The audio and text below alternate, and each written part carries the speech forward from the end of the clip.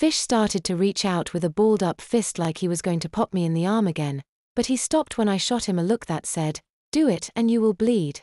He dropped his hand to his side, however, he did continue to say what he was about to say, "The dance," and he made sure that the way he said it sounded like he was calling me a moron for not knowing about it. "What dance?" I asked. "Oh, Alvin," Bertha rolled her eyes and head at the same time, "I keep forgetting that you are not from around here," and all four of us boys gave her a look like none of us believed that for a second. "I mean, come on, I don't dress like anyone here and I sure don't talk like anyone from around here. I might as well wear a blinking neon sign that reads, 'Foreigner.'" Bertha began to explain, after the start of each school year, to get everyone into the school spirit, and to introduce that year's members.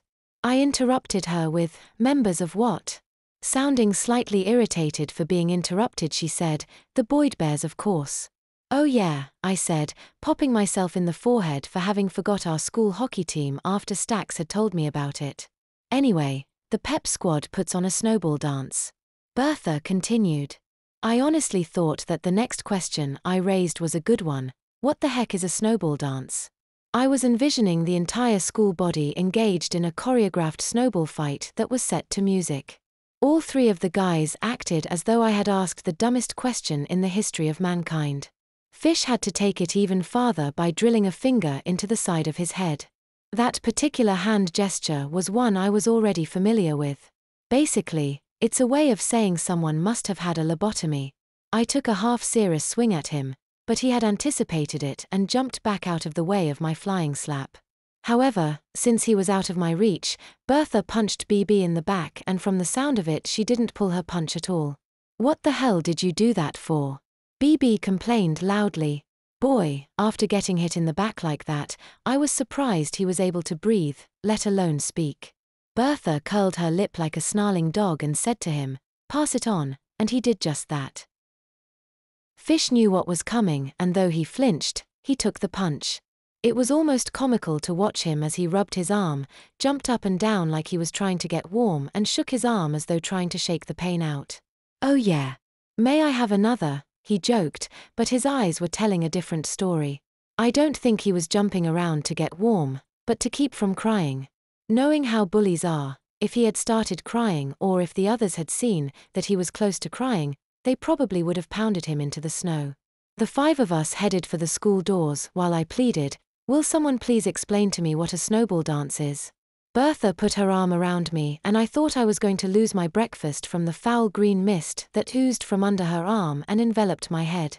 With my head in a loose embrace she explained, "It's a dance where all the girls in the school get to ask the guys to the dance.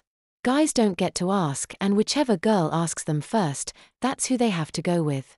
She paused long enough to scratch herself under the same arm that was holding my head. This action seemed to release more of the green toxic cloud. "Since you've not been asked by anyone else, consider yourself officially asked." "Wait a second here," Larry loudly objected as we stepped into the school. Probably 30 or more students turned to look right at us. With no warning, Fish popped Larry right in the mouth. Not hard, but it was enough to get his attention. "What the bleep?" he cussed at Fish for hitting him.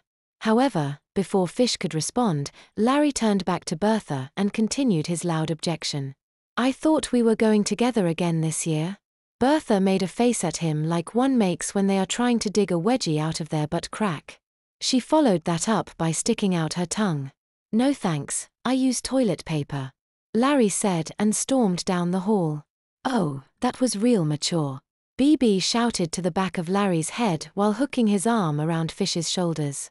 "You know, I must be the most naive person in the entire solar system, because I didn't even get it when Fish said to BB, 'So, looks like it's me and you again this year,' and then bumped him on the chin with his fist.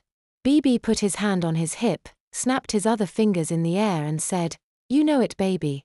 And acting like a couple of fruity goofballs, the two of them disappeared, arm in arm, into the crowd, soliciting giggles and sniggers from the other students in the hallway.